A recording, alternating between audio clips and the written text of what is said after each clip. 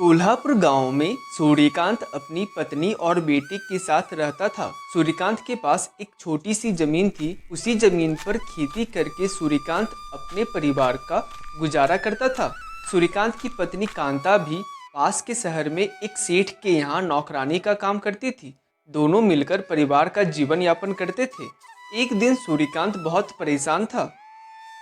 अजी क्या हो गया? इतने परेशान क्यों हो? इस बार कुछ ज़्यादा ही बारिश हो रही है। हमारे खेत के फसल बहुत ज़्यादा बारिश के कारण गल रहे हैं। पता नहीं इंद्रदेव हम जैसे गरीब पर इतना क्रोध क्यों कर रहे हैं। भगवान पर भरोसा रखो, सब ठीक हो जाएगा। इस बार मैं सेठ जी से थोड़े पैसे उधार ले लूँगी तो हमारा काम चल जाएगा। देखता हूँ मुझे भी कोई काम मिल जाए तो अच्छा होगा।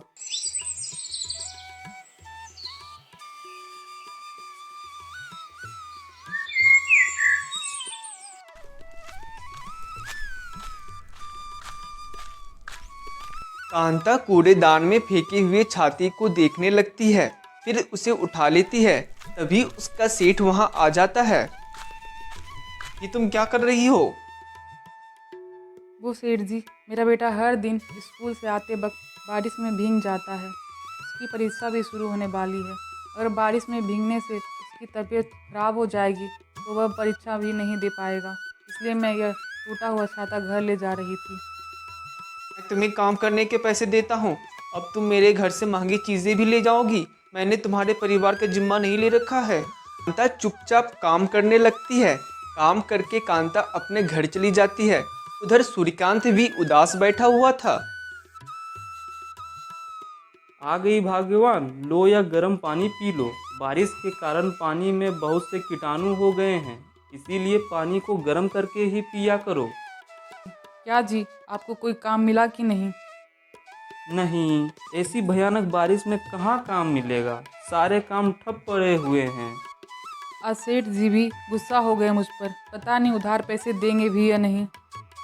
मुन्ना के स्कूल की फीस भी जमा करनी है, नहीं तो स्कूल वाले परीक्षा नहीं देने देंगे।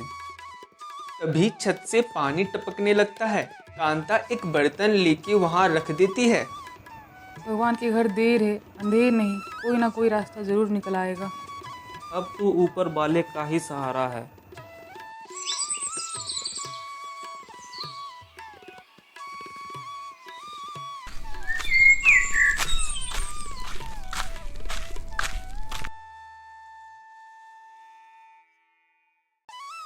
सेठ जी, इस बार हमारे सारे फसल खराब हो गई है। अगर आप थोड़े पैसे उधार दे देते तो हमारी बहुत बड़ी मदद हो जाती। कोई पैसा उधार नहीं मिलेगा। एक तो तुम बहुत लेट से काम पर आती हो, उल्टा घर भी बहुत जल्दी चले जाती हो। अब तुमको पैसे भी उधार चाहिए। कोई पैसा वैसा उधार नहीं मिलेगा। कांता आगे कुछ भी नहीं कह पाती है। वह हताश होकर चुपचाप काम करने लगती है।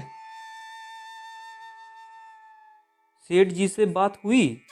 सेठ जी उधार पैसे देने से मना कर दिया, लेकिन तुम चिंता मत करो। ये लो मेरे गहने, इसको तुम धनी राम के पास गिरवी रख देना। अब हमारे पास कोई दूसरा रास्ता भी नहीं है। अरे, गहने कैसे गिरवी रख सकते हैं? तुम चिंता मत करो, हम लोग अगले साल उसे छुड़वा लेंगे। और हाँ, मुझे कल थोड़ा जल्दी जाना पड़ेगा। वो कल सेठ जी के घर उनके बेटे का जन्मदिन है।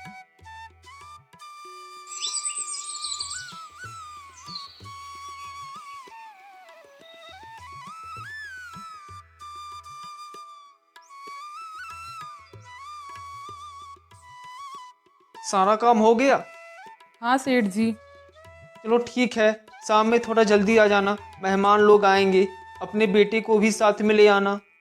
ठीक है सेठ जी।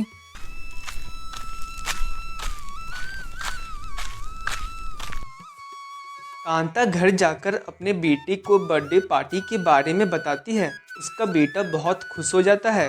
इधर सूर्यकांत सबके लिए खाना बना के रखता है। अरे मैं आके खाना बना लेती, आपने इतनी मेहनत क्यों की? इतना काम करती हो, तुम्हें भी तो थोड़ा आराम मिलना चाहिए। तो धनीराम के पास गए थे? नहीं, वे मैं कल जाके पता कर लूँगा। मुन्ना के भी अगले सप्ताह से परीक्षा है। हमें किसी न किसी तरह से फीस जमा करनी ही पड़ेगी, नहीं तो स्कूल वाले परीक्षा नहीं देने देंगे। मैं कल धनी राम के यहाँ से पैसे ले आऊँगा। चलो सब लोग खाना खा लो। शाम होने वाली होती है। कांता अपने बेटे के साथ सेठ के घर चली जाती है। आ गई तुम, देखो मेहमान भी आने लगे हैं, जाओ इन लोगों के लिए शरबत लेके आओ। इधर मुन्ना भी दूसरे बच्चों के साथ खेलने लगता है। सभी लोग पार्टी में बहुत मस्ती करते हैं। पार्टी में बहुत सारे गिफ्ट्स भी आए थे, बहुत सारे चॉकलेट्स थे, नई किताबें थी और भी बहुत कुछ था। मुन्ना वहाँ पे रखे गिफ्ट्स में से एक किताब को उठाकर देखने लगता है। तभी वहाँ पर सेठ जी आ जाते हैं। अरे लड़की, ये तुम क्या कर रहे हो? इतने महंगे गिफ्ट्स को तुमने खराब कर दिया। उन सबको वहीं रख दो, ये किताबें पढ़ना तुम्हारे बस की बात नहीं है। सेठ जी, वो तो बच्चा है, नादानी में उसने किताब उठा ली। तुम लोगों की यही परेशानी है, थोड़ी सी भी छूट दे दो तो सर पे चढ़ने लगते हो। सेठ जी कांता और उसके बेटे को डांट कर चले जाते हैं। कांता अपने बेटे को शांति से बैठने के लिए कहती है और कुछ भी छूने से मना करती है। ये सब कुछ सामने खड़ा एक आदमी देख रहा था। वह मुन्ना के पास आकर कहता है, बेटा, क्या तुम्हें कहानी पढ़ने आती है? हाँ, मुझे किताबें पढ़ने आती है, मैं स्कूल भी जाता हूँ। अच्छा बताओ, इस चिट्ठी में क्या लिखा है?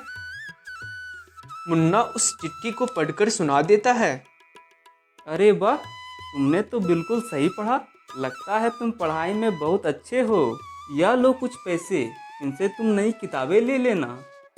नहीं नहीं साहब, आप पैसे मत दो।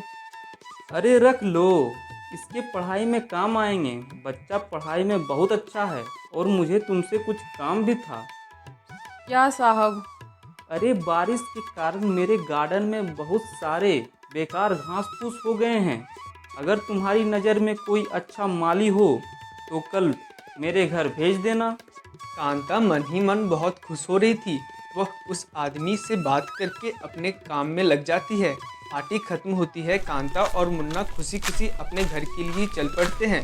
घर पहुंचकर कांता सूर्यकांत को सब कुछ बताती है। सूर्यकांत भी नया काम मिलने पर खुश हो रहा था।